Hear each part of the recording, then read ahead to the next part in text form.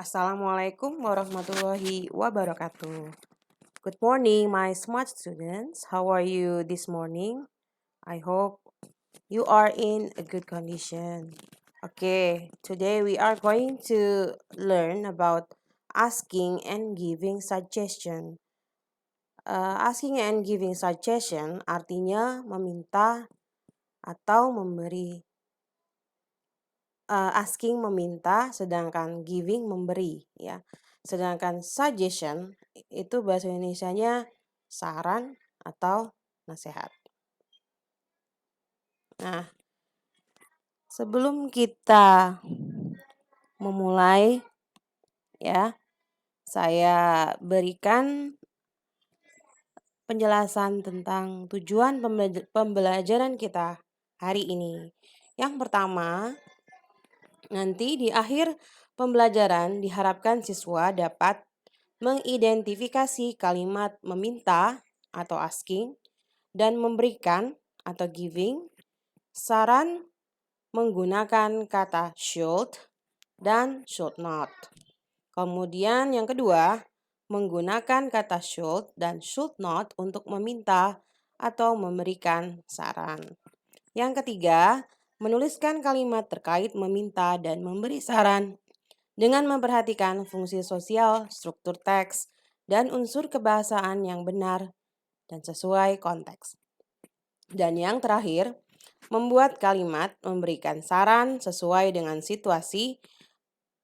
Ya, situasinya kemudian kalimat itu berupa meminta saran dan berupa gambar. Oke, selanjutnya. Nah, suggestion itu sendiri artinya ya, saran.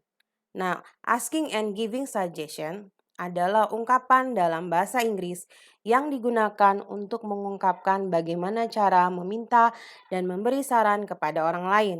Saran yang diberikan itu bisa diterima atau ditolak oleh kita. Selanjutnya, kalimat meminta saran. Contoh kalimat meminta saran adalah sebagai berikut. Yang pertama, what should I do? Ya, what should I do? Apa yang seharusnya saya lakukan? Nah, should di sini artinya adalah sebaiknya atau seharusnya. Yang kedua, can you tell me what I should do? Apakah kamu bisa memberitahu saya apa yang seharusnya saya lakukan? Nah, yang ketiga, please tell me what should I do? Yang ketiga, tolong beritahu saya apa yang harus saya lakukan. Nah, selain dari 3 kalimat di atas untuk meminta saran, ada kalimat lain lagi yang intinya adalah sama, tujuannya adalah sama, yaitu meminta saran. Contohnya any idea, ya, kemudian what do you suggest misalnya, atau what is your advice? What is your recommendation? Nah, seperti itu. Itu kalimat meminta saran. Kemudian kalimat memberikan saran. Nah, dalam bahasa Inggris kita memberikan saran, ya. Misalnya ada teman kita punya masalah atau dia sakit lalu dia meminta saran, maka kita memberikan saran.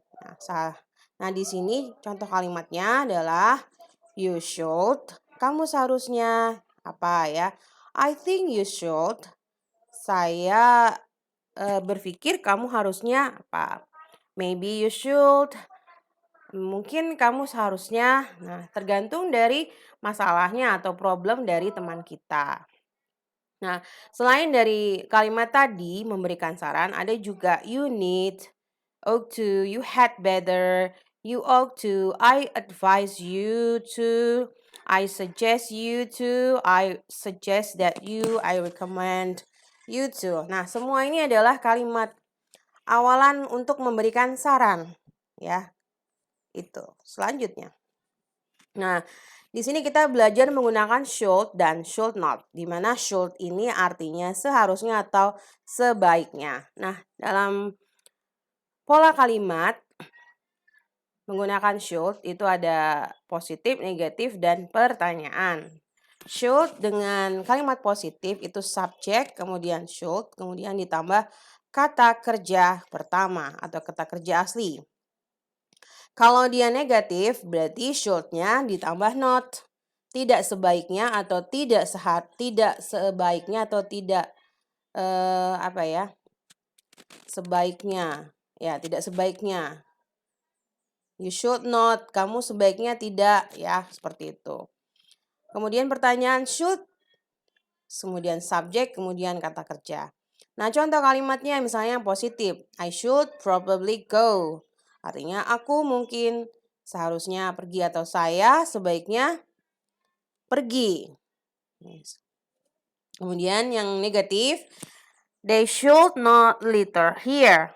Nah, artinya mereka seharusnya tidak. Nah, jadi ada not di sini. Tidak membuang sampah sembarangan di sini. Kemudian yang ketiga, should you have breakfast in your bedroom?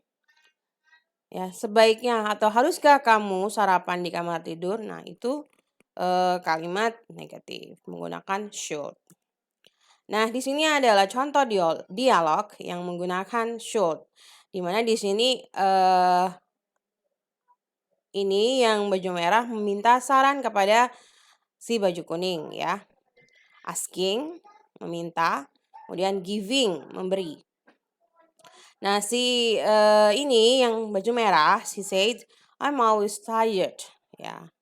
Nah, secara tidak langsung dia meminta saran. Kemudian baju kuning bilang, you should go to bed earlier.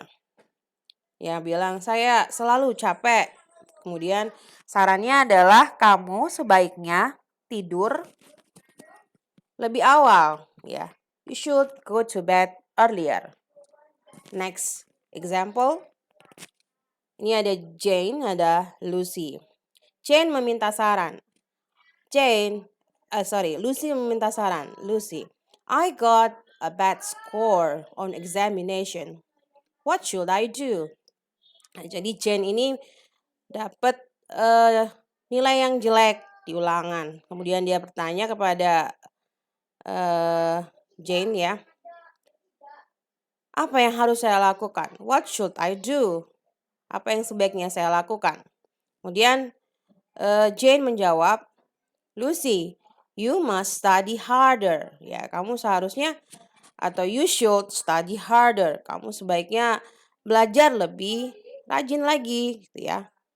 Kemudian yang ketiga, I'm not feeling well. I should go to the doctor. Nah, saya tidak baik-baik saja atau sakit ya. Saya seharusnya pergi ke dokter. Nah, kemudian saran ini diiyakan atau dibenarkan ya. It's a good idea to see a doctor. Nah, seperti itu ya, penggunaan should dengan should not. Kemudian, oke, selesai. Terima kasih banyak. Kalau ada pertanyaan tentang materi ini, silahkan chat di WA. Insya Allah akan saya balas. Kemudian setelah ini akan ada kuis dan ada latihan soal bersama di WA group. Thank you for your attention and your time. Goodbye. See you again.